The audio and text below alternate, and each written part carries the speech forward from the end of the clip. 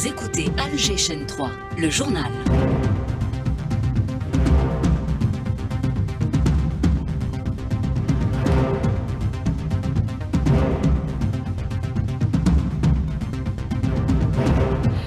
Dans l'actualité, les mises au point du président de la République sur de nombreux dossiers. Dans un entretien à l'opinion sur les relations avec la France, la balle est dans le camp de l'Elysée, souligne Abdelmajid Tebboune. Sur la question mémorielle, le chef de l'État affirme que la France doit nettoyer ses sites nucléaires. La France qui n'a même pas remis les cartes permettant de situer les périmètres contaminés. Réunion du comité conjoint de suivi OPEP-non-OPEP. Le ministre de l'Énergie participe alors que le marché est dans l'expectative après les déclarations américaine relative à la révision du quota des États-Unis. Le climat des affaires en Algérie favorable, souligne des chefs d'entreprise tchèques qui explorent des pistes de coopération avec leurs homologues algériens. Les discussions sur la deuxième phase de l'accord de trêve à Gaza retardées alors qu'en Cisjordanie occupée, les forces d'occupation démolissent plusieurs quartiers. En sport, Tour d'Algérie cycliste, l'événement se prépare. Le président de la fédération présente les étapes du périple. Madame, Monsieur, bonjour. Le président de la République accorde un entretien au journal français L'Opinion dans lequel il revient notamment sur le climat délétère avec Paris. Abdelmajid Tebboune aborde sans détour cette situation et pose des conditions à la reprise du dialogue. Sophia Boukercha. Abdelmajid Tebboune éclaire, la balle est dans le camp de l'Elysée pour éviter le point de non-retour, c'est-à-dire une séparation qui deviendrait irréparable. Le chef de l'État regrette les déclarations hostiles de certains responsables politiques français à l'encontre de l'Algérie. Les deux pays sont plongés dans une profonde crise diplomatique où le dialogue politique est quasiment interrompu. Cependant, le président de la République assure que l'Algérie est disposée à reprendre le dialogue pour peu qu'il y ait des déclarations politiques fortes du côté français. Le président Tebboune dira les deux pays doivent reprendre le dialogue une fois qu'Emmanuel Macron en aura clairement exprimé le souhait. Interrogé sur le cas de Boualem Sansal, Abdelmajid Tebboune juge que ce n'est pas un problème algérien mais un problème pour ceux qui l'ont créé. C'est une affaire scabreuse visant à mobiliser contre l'Algérie. La question mémorielle largement évoquée est là aussi, le chef de l'État affirme que c'est un sujet indispensable pour la reprise de la coopération bilatérale et que c'est à la France de réparer et nettoyer les sites d'explosion nucléaire dans le sud du pays. Et des questions internes ont également été abordées.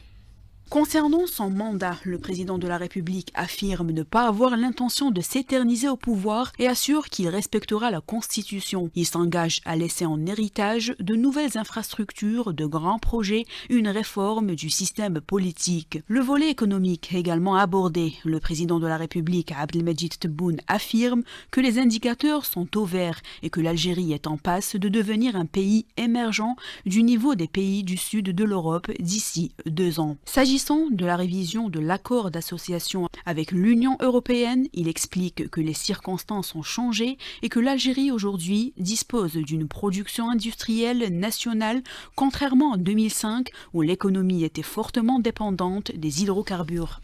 La politique étrangère de l'Algérie évoquée également dans cet entretien accordé par le chef de l'État, qu'il s'agisse des États-Unis, de la Palestine ou encore les questions régionales. Sophia Boukercha. À propos du dossier sahraoui, le chef de l'État affirme que le soutien apporté par la France au pseudo-plan d'autonomie marocain est une grave erreur, rappelant le président français Emmanuel Macron les obligations de son pays, membre permanent du Conseil de sécurité de l'ONU, supposé garant de la légalité internationale. Concernant le Maroc, le président de la République déclare « Nous sommes contraints de répondre à des actes que nous jugeons hostiles », rappelant que le Maroc a été le premier à vouloir porter atteinte à l'intégrité de l'Algérie avec son agression en 1963, 9 mois seulement après l'indépendance, une agression qui a fait 850 martyrs. Il rappelle que le Maroc a imposé le visa aux Algériens en 1994 après les attentats de Marrakech. Abdelmajid Tebboune reconnaît néanmoins qu'un jour les deux pays devront mettre fin à cette situation. La question palestinienne, le président de la République a affirmé que la seule préoccupation de l'Algérie est la création de l'État palestinien palestinien,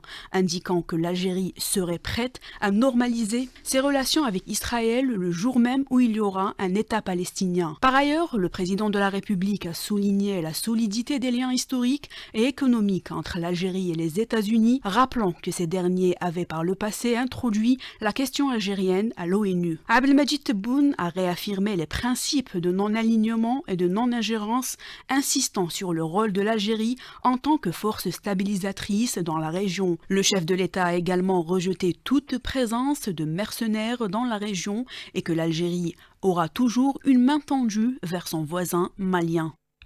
Le règlement de la question mémorielle est donc primordial. Le chef de l'État le réitère et réitère entre autres l'impératif de nettoyer les sites contaminés suite aux explosions nucléaires françaises. C'est de la responsabilité donc de la France qui refuse à ce jour de remettre les cartes permettant d'identifier les périmètres pollués, les périmètres radioactifs. Maître Fatma Zahra Benbrahim, contacté par Ibtihal Addoun.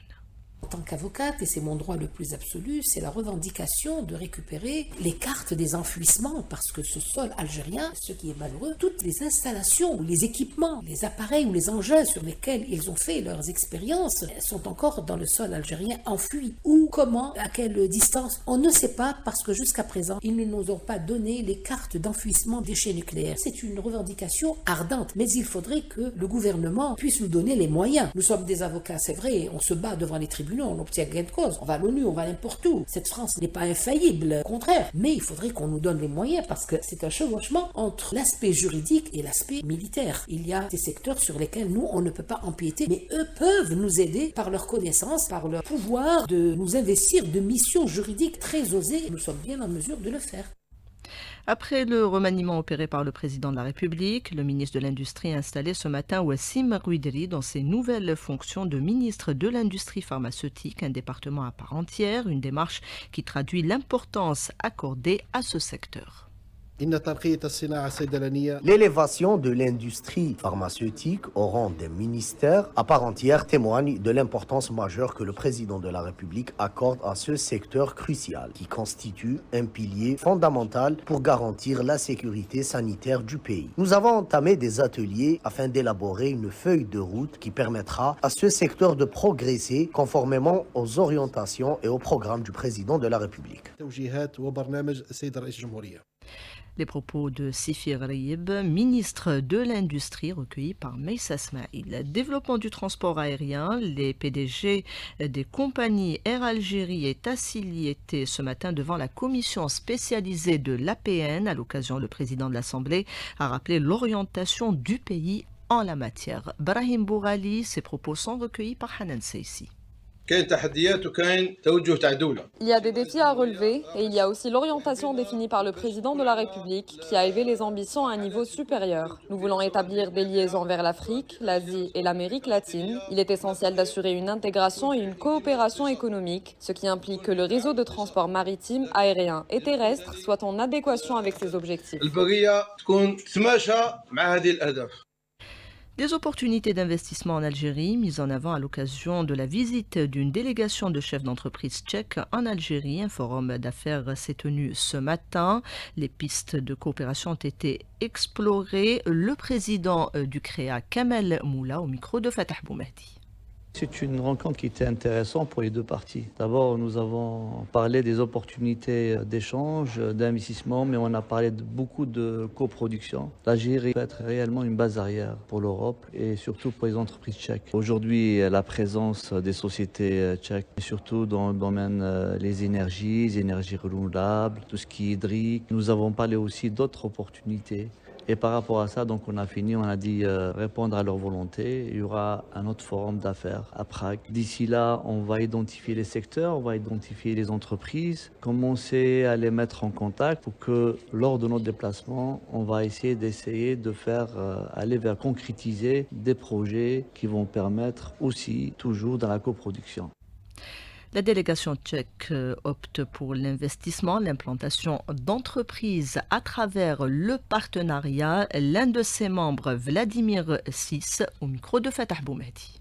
Ces rencontres, c'est notre première entrée dans le marché d'Algérie. Pour nous, c'est plutôt l'exploration, mais nous plutôt cherchons un partenaire avec qui nous pouvons investir et établir l'unité de fabrication, parce que nous considérons l'importation de systèmes complets de l'Europe, ce n'est pas le modèle que nous préférons, parce qu'il y a quelques conditions qui nous semblent idéales concernant l'énergie solaire, la capacité ressources humaines, aussi la distance qui n'est pas si longue. Pour nous, simplement, Algérie, partenaire idéal. Le ministre d'État, ministre de l'Énergie, participe ce lundi par visioconférence à la 58e réunion du comité ministériel conjoint de suivi OPEP-non-OPEP. Les dernières évolutions du marché pétrolier mondial seront abordées. Un marché qui pourrait connaître un chamboulement avec l'intention des États-Unis de revoir leur quota en termes d'offres et l'imposition de nouvelles barrières douanières. Boujma Hamada, expert en énergie, joint par les Bouradoum.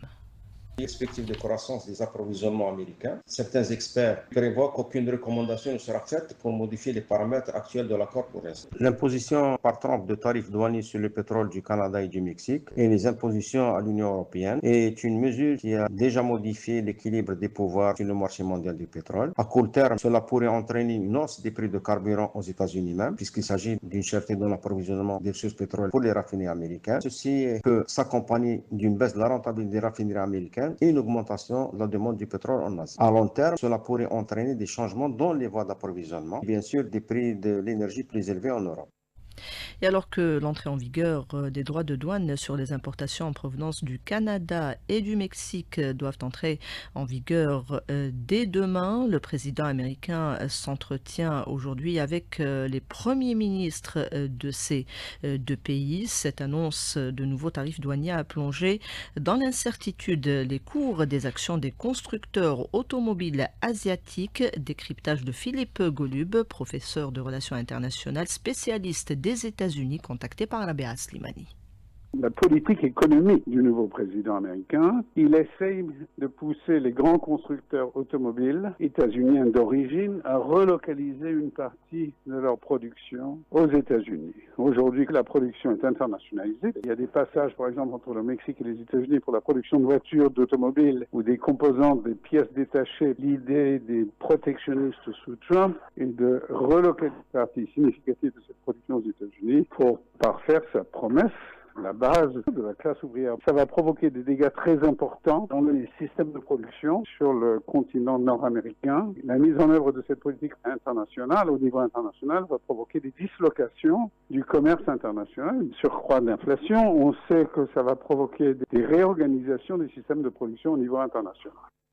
Les États-Unis envisagent d'instaurer également des droits de douane sur les produits européens.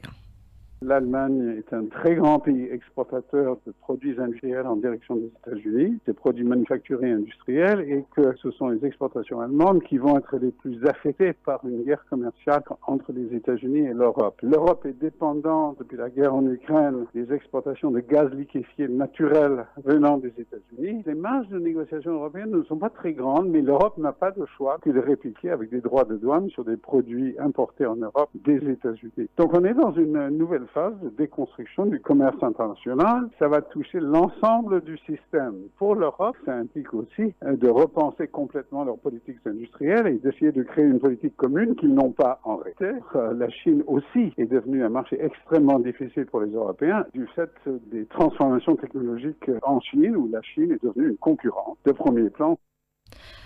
Des propos recueillis par la BA Slimani. Le chef de la diplomatie algérienne Ahmed Attaf a reçu ce matin en audience le directeur du programme Afrique de Chatham House, Alex Vines, qui effectue une visite en Algérie.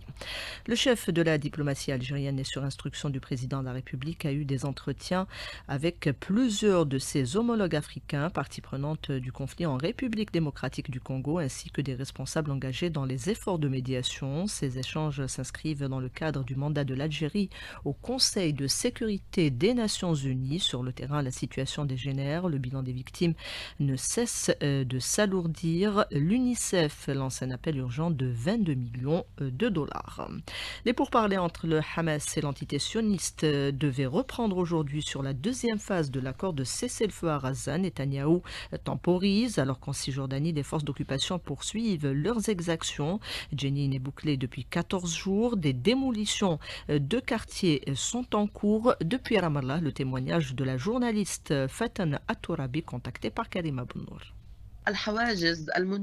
Les checkpoints sont installés dans toutes les rues de la Cisjordanie pour isoler les villes les unes des autres. El-Khalil est totalement encerclé. Un jeune a été tué dans le camp d'El Haroub. À Jenin, 25 Palestiniens sont tombés au martyr et plusieurs autres ont été blessés. L'occupant a brûlé 20 maisons et a démoli les infrastructures. Cette opération s'étend vers d'autres camps, El Fariha, Tammoun, Tol Karam, obligeant les civils à se déplacer. Il y a un manque terrible de nourriture, de lait pour bébés. 1000 déplacés sont enregistrés uniquement à Tol Karam et ceux qui sont restés souffrent. L'armée sioniste a placé des snipers un peu partout et a emprisonné plusieurs jeunes Palestiniens. Cette attaque contre la Cisjordanie va durer plusieurs semaines.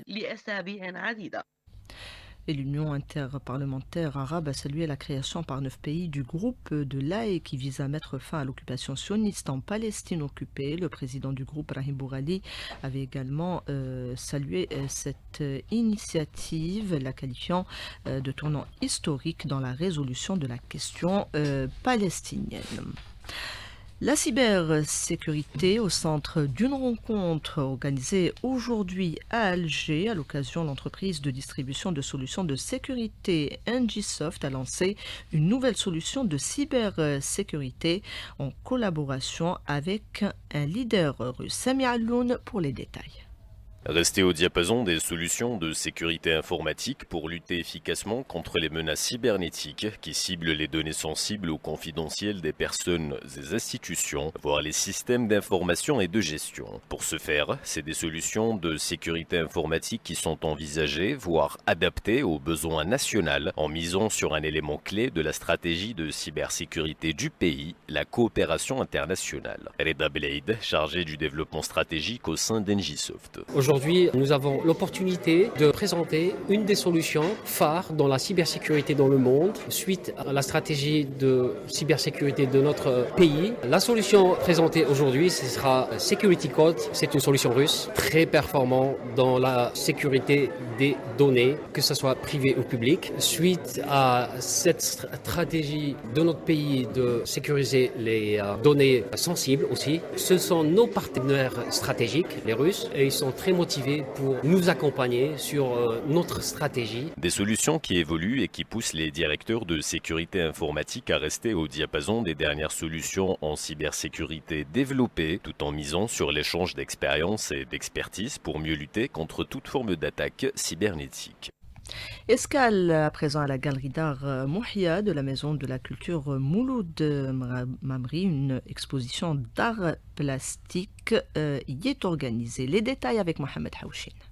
L'art à fleur de peau, tel est le thème d'une belle exposition d'art plastique relevant d'un style nouveau, fait de morceaux de cuir teints et collés sur du papier que nous propose l'artiste peintre Tahar Bellel à la galerie d'art Mouhia de la Maison de la Culture Mouloud Mamri et qui attire d'ailleurs beaucoup de monde. Mon art est scindé en deux, la représentation picturale que j'ai faite avec du cuir, le collage du cuir sur papier, et la deuxième partie c'est des installations conceptuelles. Combien de tableaux ici à la Maison de la Culture Mouloud Mamri? Donc j'ai une trentaine d'œuvres picturales et visuelles. L'art plastique sur du cuir, c'est quand même un style nouveau. Oui, c'est un style absolument nouveau. Donc je tente artistiquement de faire sortir le cuir de ce contexte artisanal et de le placer dans l'art visuel, dans l'art plastique en général. Une nouvelle vie pour des morceaux, des chutes de cuir. Et essentiellement, il y a de l'abstrait, du semi-abstrait, donc effectivement du figuratif rarement. Donc il y a toujours une explication, un travail mental, conceptuel derrière chaque œuvre. Il est à noter que cette belle exposition signée de l'artiste Tahar Bellel est ouverte jusqu'au 15 février à la galerie d'art Mouhia de la Maison de la Culture Mouloud Mamri. Tizi Ouzou, Mohamed Haouchin pour Alger 3. On passe au sport. L'actualité, c'est notamment cette conférence de presse organisée ce matin par la Fédération algérienne de cyclisme, Hamza Rahmouni. Tout à fait, cette conférence de presse animée par le président de la Fédération algérienne de cyclisme, Khaïdine Bagbari. L'ordre du jour était le Tour d'Algérie 2025 qui débutera dans quelques jours. Le président de la Fédération a donc évoqué les préparatifs, mais a annoncé également que le coup d'envoi du Tour d'Algérie 2025 sera donné à partir du pays voisin, à savoir la Tunisie. On écoute le président de la Fédération algérienne de cyclisme, Khaïdine Bagbari, au micro de Rostom Yahya Sharif. Il faut qu'on parle de la nouveauté. D'abord, c'est un départ historique de Saïed Sidi Youssef. C'est à travers la volonté politique de notre pays et la collaboration des autorités tunisiennes. Je pense que le Tour d'Algérie 2025, c'est l'identité nationale. Là, on va passer de l'Est algérien en passant par les hauts plateaux jusqu'au Sud algérien. Là, on va commémorer aussi le Hassim Saoud pour montrer les capacités de cette wilaya. Et la fin, ça sera ici à Alger, à travers le Grand Prix international de la ville d'Alger, Djemal Boukercha. Donc tous les moyens sont réunis pour la réussite de cet événement. Voilà donc tout ce qui concerne le Tour d'Algérie 2025. Le sport, c'est également le football avec les matchs de mise à jour de la Ligue 1. À partir de 18h, on aura Mouloudia d'Oran, Shabab Agadir de Belouizdad à huis clos au stade Miloud Hetfi d'Oran. Une rencontre qui sera bien évidemment retransmise en direct sur nos ondes. Hier, le Mouloudia d'Alger, champion d'Algérie en titre et champion d'hiver, a été tenu en échec à Mostaganem par la Lanterne Rouge. L'ES Mostaganem, un but partout. Le Mouloudia avait ouvert le score par le but de Ayoub Abdelawi à la 9e minute. Égalisation Ben Ali Ben Ammar à la 49e minute. Ce mercredi, il y aura également un dernier match de mise à jour opposant l'USM Alger à l'USM Khanchela. Prévu initialement au stade du 5 juillet, il aura lieu au stade Nelson Mandela de Bangaki à partir de 17h à huis clos en raison de la sanction qui a été infligée à l'USM Alger. Merci Hamza. Selma Feguir et Ahmed Dadou étaient à la réalisation du 12-13. Il y avait Samir à la console technique, Mouni au streaming et Houssine à la régie d'antenne. Tout de suite la météo avec Karima Benour.